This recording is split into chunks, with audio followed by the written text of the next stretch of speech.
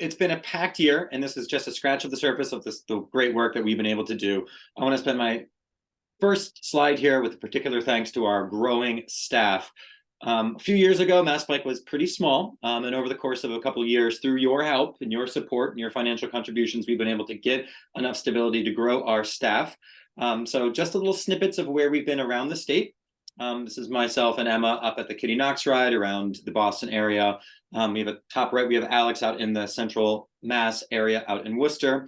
Alexis was able to join the team. She's from East Hampton, and she and Jess are there in the Springfield World Day of Remembrance. And of course, you've probably seen Jess's lovely face finding all the 4-foot passing signs around the state. So here's Jess out there snagging that photo. We could not do any of our work without our staff. So before we get into any of the accomplishments of 2023, I just want to say thank you, thank you, thank you. And today is a little bit of a feature of some of the work that we've been able to do. Specifically, let's throw it out. One of the biggest movements that happened this year was actually at the beginning of the year when the Governor Baker, on his second to last day in office, signed into law an act to reduce traffic fatalities. This has been a campaign for about 10 years. And I want to send specific thanks to Senator Brownsberger, who will be featured a little later in the program, but also House Majority Leader Rep. Mike Moran and Joint Transportation Committee Chair Rep. Bill Strauss, who really worked with the administration, with the DOT to get this bill over the finish line. What this bill does is, of course, it identifies vulnerable road users, which is a major step towards changing the culture of how we view safety on our roadways. Without this work, we would not be able to kind of have a real impact for every single rider across the state. Additionally, we'll feature a little bit of the bike benefits and the commuter tax bill that was passed earlier this year as well. So we're going to send specific thanks to Rep. Patolo, and we'll talk a little bit about the Trails Caucus with Rep. Michelle Sicolo as well. Also, this year we were down in DC at the National Bike Summit. For those of you who are interested in joining us, we highly recommend it. We would love to have you down there. This is how we are able to be the #1 bike-friendly state in the country, by having such a strong force with the Bike League. We'd love to have you down there. If you can make it, it'll be in March. It's a great day of workshops and great day of lobbying on the Hill to really connect with your congressional offices. Come and join us. And of course, you may be familiar with MassBike and our education program. We pride ourselves on being the education leaders across the state. There's a few developments that are still in the works, but one thing I want to highlight here is in Worcester, we were able to host a league certified seminar where we had 15 new certified instructors over the course of a weekend come through and get trained up, and then we've sent them out into the world. Specifically here featured in Cambridge, Massachusetts at one of our rodeos that we're doing with our Safe Routes to Schools program. But we need you and your help. So if you're interested in becoming an instructor or hosting classes in your community that bring our certified instructors out there, we have much, much more work to do.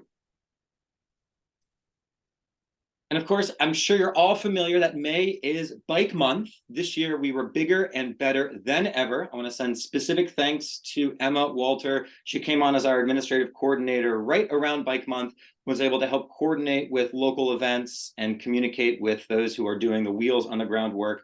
We're able to host or co-host or promote over 190 events in a single month across the state in over 70 municipalities. This has been such a massive growth and a way of engaging and encouraging people to get out and ride. And one really cool development of this as well is that we have a year-round events calendar up now. So if you have a bike event, a bikey event, a bike meeting, or anything that we can help promote, please throw it our way at massbike.org. You can go to our events calendar. We want to know about it. We want to tell the rest of the riders throughout the state what's going on and bring people to your event. And we don't just like to advocate, we also like to ride. Few highlights this year of us getting behind the handlebars. We were partnering with REI as they opened up their flagship store in Cambridge, Massachusetts. We did a month of community rides. We hosted a Kitty Knox ride, which is a feature in June of a historical figure from the 1890s. She was a Black woman cyclist. We have an annual ride series coming out with Kitty Knox, which is going to be dovetailing with an artistic endeavor. So please stay tuned. Hopefully next year or the year after, we'll be able to actually roll out these plays about Kitty Knox, which are supported through these rides.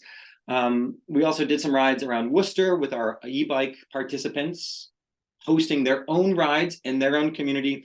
And the memorial rides, such as the Ride for Pete's Sake, was able to host its third annual memorial ride up in the North Shore to remember Peter Delcetti Jr., who was sadly killed in a traffic crash in 2020. So there is us as MassBike really helping out of getting out around the state behind the handlebars. Trails. Everybody loves trails. This is an easy one. We know that they're the gateway to bicycling for a lot of new riders. And of course, it's the most pleasant way to enjoy nature and to get around. Now, our goal, of course, is to connect all of the trails across the state, to knit them to downtown corridors, to work and employment places. So here we are celebrating the many ribbon cuttings that took place. And our props go, of course, to those in the DOT district offices and the advocates and the leaders who help secure the funding to make these trails possible. We know it takes many years, sometimes entire generations, to get these trails up and running. And so MassBike is standing on the shoulders of giants here, but we have much, much more work to do.